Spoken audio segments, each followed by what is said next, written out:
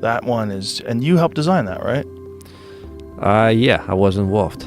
I was involved, yes.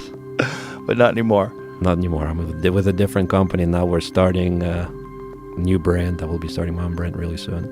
When do you think that's going to be available? My personal jump cue? Yeah. Probably, I would say, if everything goes by the plan, maybe first quarter of next year. So that's the thing with pool too. It's like when you see a guy who plays really good, everybody wants to play with whatever the fuck he's playing with. Right. So it's one of, for a sport and a game, it's like one of the most marketable in that regard, because almost everybody, when they find someone who's like, whether it's Efren or like, that's why so many companies like Mucci was sponsoring everybody back in the day, because when these guys were playing and they were winning, everybody just wanted to go out and buy a Mucci, because it's like there's a mind. It's like any sport, game I think. aspect of tennis is the same, or golf. Mm-hmm. You just want to have the same tennis racket as Roger Federer. But don't you think there's a giant variety in the way those things hit as opposed to the way tennis rackets hit? I don't know, because I don't play tennis, but it looks the same. Whereas like the way pool cues are manufactured, the differences in the weight, the differences in the taper, the differences in the shaft composition, whether it's wood or carbon fiber or... For sure. And I think when it comes down to like a playing cue, then it's really, really personal. You know, some players like softer hits, some players like harder hits, but when it comes to the jump cue, it just comes down to how effortless the jump cue does the job. Right, and how accurate you can be with it. Yeah. Yeah. Do you have like a mental checklist that you go through before you execute a shot? Do you have like a pre-shot mental preparation that I you do go a lot through? of breathing technique. So for example, I would breathe in on 4 counts, then I hold it for like 4 or 5, and then I'd breathe out for like 7-8 seconds to calm myself down. Do you do that when you're sitting in the chair? Yeah, I do that all the time when I'm sitting in the chair. Usually I would do like a loud breathe out when I'm at the table sometimes, just let it out. Mm-hmm. And I kind of started to show emotions too, because I just feel that's okay. You know, before I used to be like, you know, I can't show any emotions because it's weakness. But now the Russian way. I just don't care now. You're American now. Yeah. I'm fully Americanized now. That's interesting. It's showing emotions. Well, I definitely think that's the case when someone misses. Because when someone misses and then they whack the table with their stick, boy, that empowers the other player. Yeah, of course. It definitely does. Of course. And that's what some of the coaches that I've worked with in my childhood, they were all telling me, you know, don't show any emotion. You don't want to show any weakness to your opponent. They're going to be feeding off of it. And that's what kind of got stuck with. But I'm just glad that I'm out of it right now. Well, it's the most, I think, and Jeremy Jones and I were talking about this, I think it's the most mental game, because there's this moment of pulling the trigger, this moment where you're making sure that everything aligns, and you just gotta keep your mind on task and keep focused on the object ball. Do you look at the cue ball before you strike, or the object ball? So it really depends on the distance between the object and cue ball. For example, when it's close to each other, object ball and the cue ball, I look at the cue ball last. When it's long distance, I look at the object ball last. Why is that?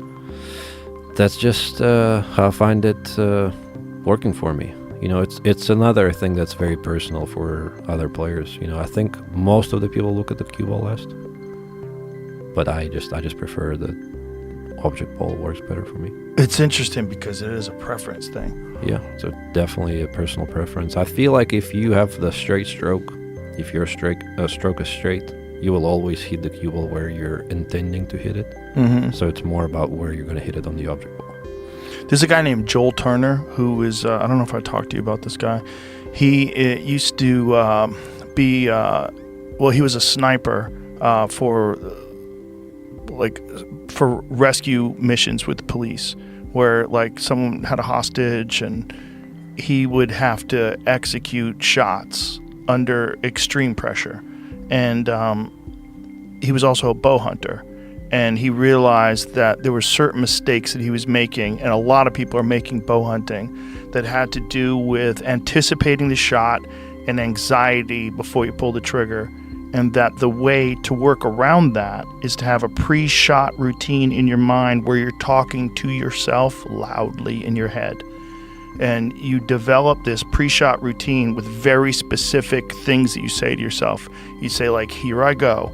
Like, whatever different things. He's got a bunch of different steps that he said where he's talking to himself, like center your peep sight. There's like a bunch of things in archery. I have almost the same. That's what I wanted to ask you. Visualization and meditation is really big. So what do you say to yourself, like when you're about... My biggest demon in my head is I'm just scared to miss the ball. I'm just, when I'm down on the shot, sometimes my brain goes, well, you're gonna miss the shot. What are you doing? You're gonna miss it for sure. Like the way you're aiming this shot, you're gonna miss it for sure. So my thing is just telling to my brain that I have to stay positive. No, I'm gonna fucking make this ball. I'm making this ball, bitch. And it works for me. Yeah. Well, if you think you're gonna miss, you will miss. Yeah, it 100% works like that. What I was getting at is I've found a giant crossover between that and archery in that it's the same thing. Like if you think you're going to miss in archery, you're going to miss. And if you think you're going to miss in pool, you're going to miss. Right. Yeah.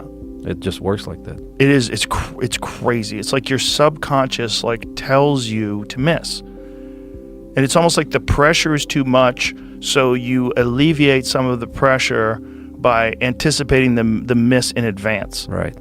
It's weird. So that's my question to you is like, what is the process that you go through to fight that off? It's just saying, I'm going to make that fucking ball? Well, yeah, it's an experience already.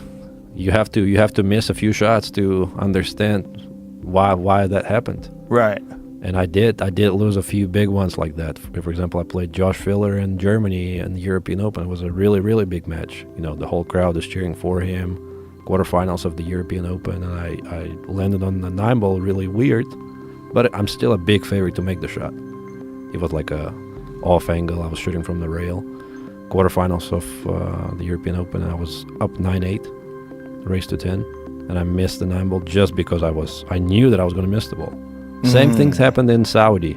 I was up 10-3. I think it was last 16. I'm almost straight on the 9-ball, but I just know that I'm going to miss the ball. Oh, no. I just know that. And I'm down on the shot, and I know that shot clock is running on me. I'm like, no way. I just can't get up. I don't have enough time. So I missed the ball. I'm glad that I've won the match, and I ran the next rack, but it's just weird how that works. So now you have those experiences, and then what do you do when that's over? When you go, okay, that can't happen again. I got to make sure that that mindset never creeps into my head again. So you just have to switch your focus to your fundamentals. That's what helps me. For example, Nick Vandenberg, he used to be a big player back in the day from Netherlands. He would practice sitting on his couch for hours. Just practice visualization, just practice on the table. He would imagine himself practicing in the pool hall, like straight-on shots. He wouldn't even go and practice.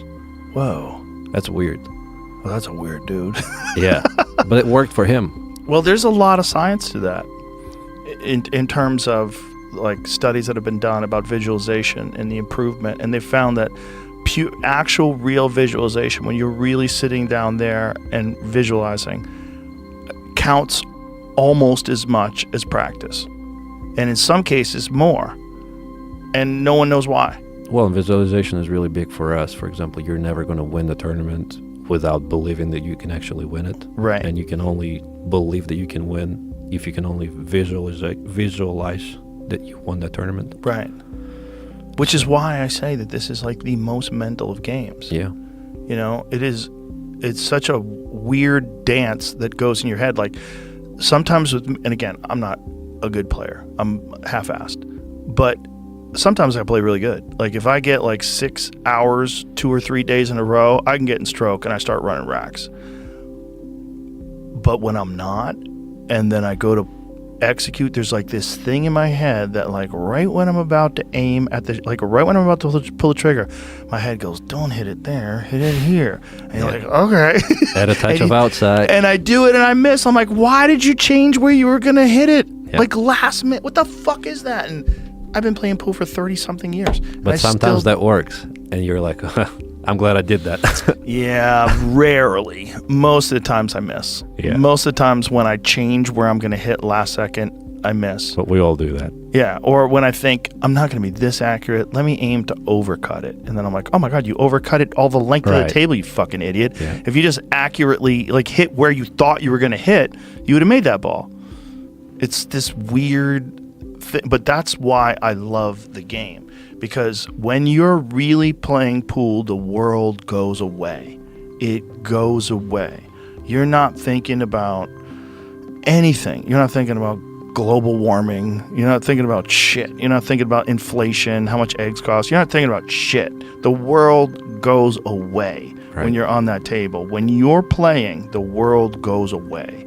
That's what I like about archery, and that's what I like about pool. They have the same quality to them, and that to do it correctly is so difficult that it requires all of your mind.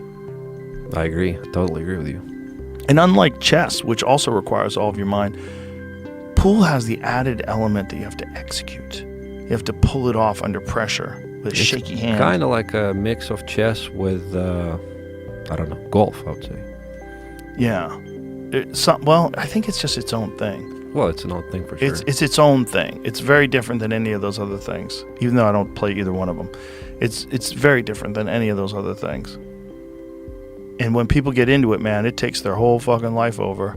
I remember my manager had to have a conversation with me once when I lived in New York. He was like, I think you're spending more time playing pool than you are in your career. I'm like, fuck, he's right. He's right. I took a whole year off. I didn't play for a whole year. And then I came to LA and I started playing a little bit again. I was like, God, he got me again. It just sunk its teeth right back in me. Oh, yeah. Yeah. Yeah. The amount of cues you have is crazy. And now when I'm like, if I'm talking to someone and they're boring, I just think about playing pool. I think about getting out. I think about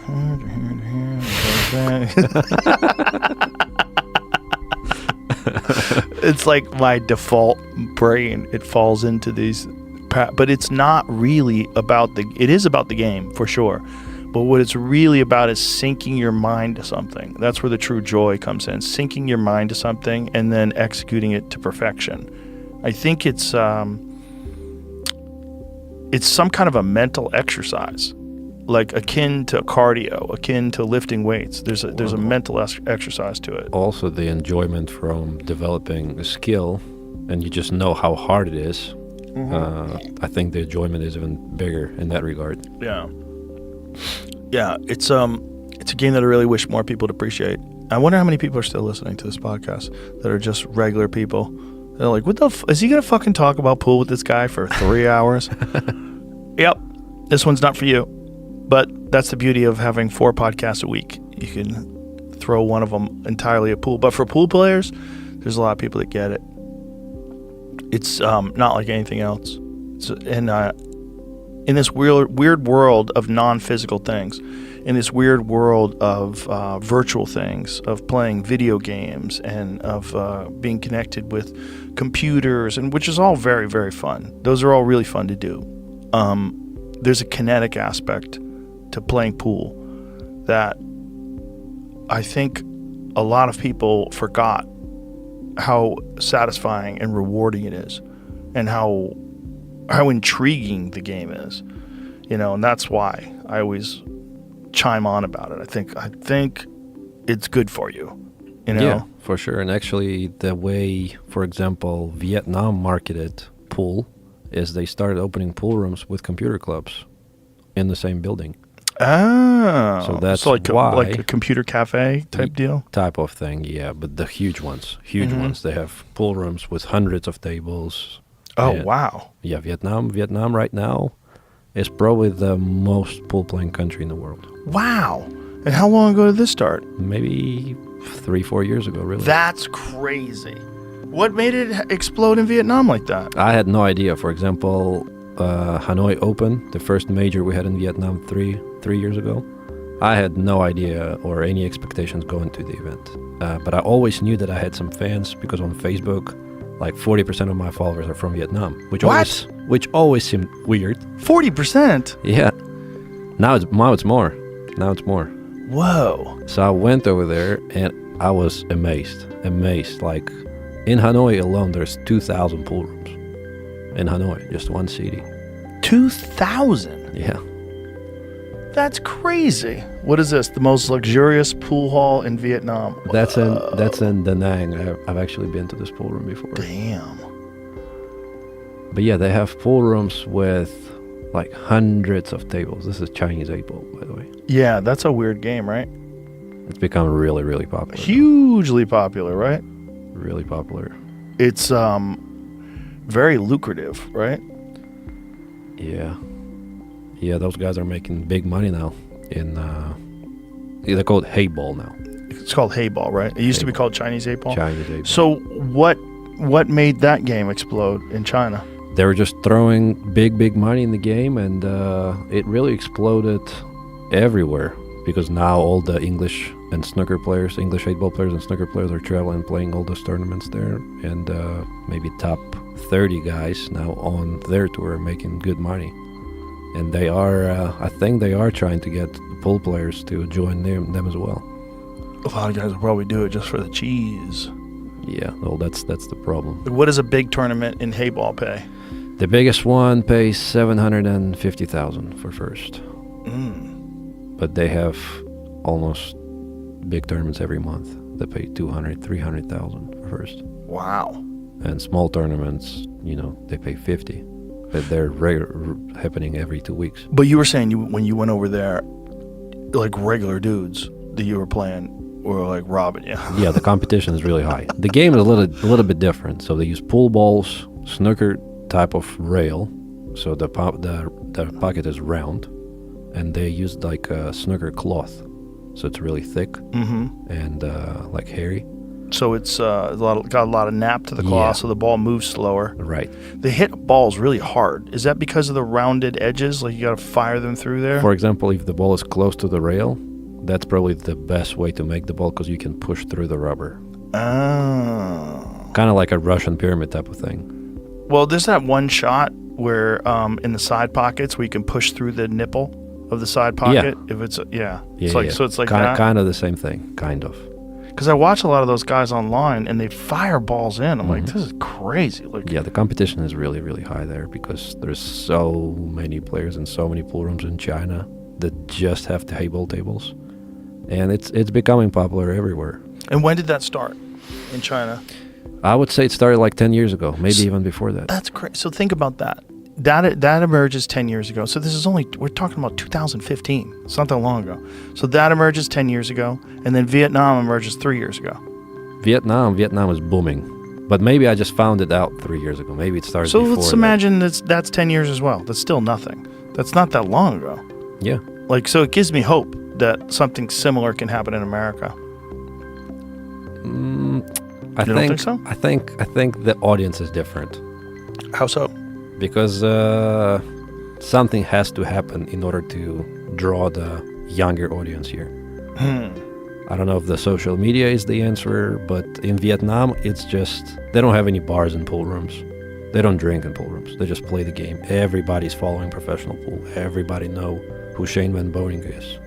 That's going to be tough to get people with no bars. Exactly. People over here are a bunch of drunks.